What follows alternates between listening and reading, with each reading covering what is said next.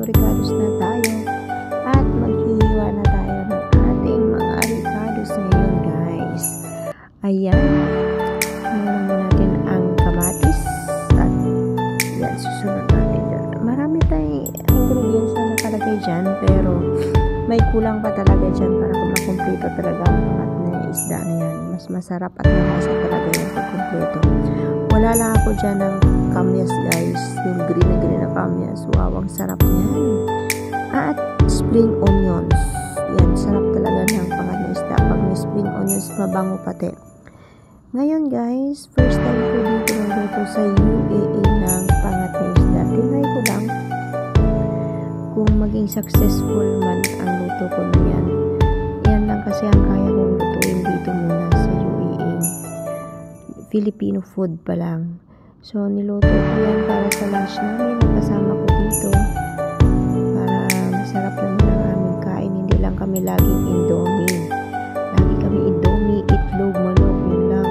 Fried chicken, pritong isda. Ayun, may iba naman, guys, ang ating luto.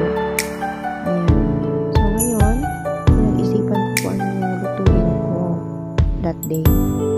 Ayan nga. Sabi ko, what if mag-try tayo ng pangat na isda? So, may isda naman. Ngayon, maraming isda galing sa Calba dahil may dala yung nanay ng amo ko dito sa Ajman. Yun nga.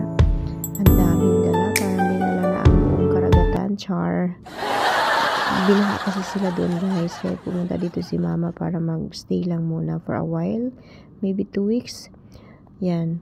So, dinala na ang buong refrigerator nila, guys. Nandito, ang dami namin isda ngayon. So, ngayon, kami na lang bahala mag-isip ko anong luto.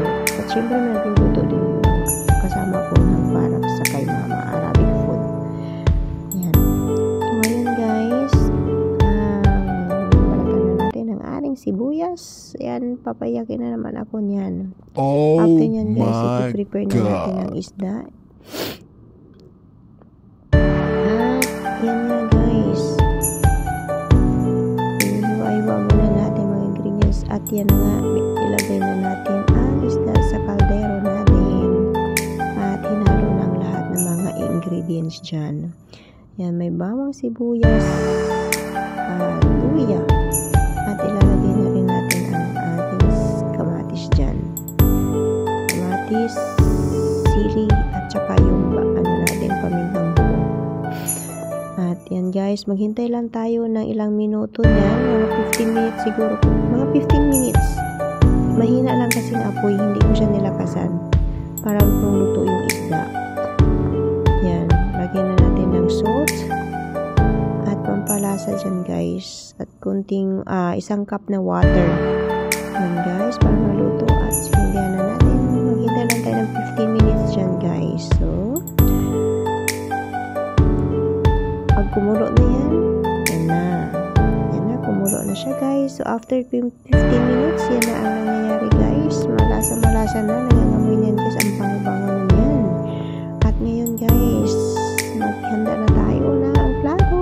Ayan, thank you sa panonood, guys.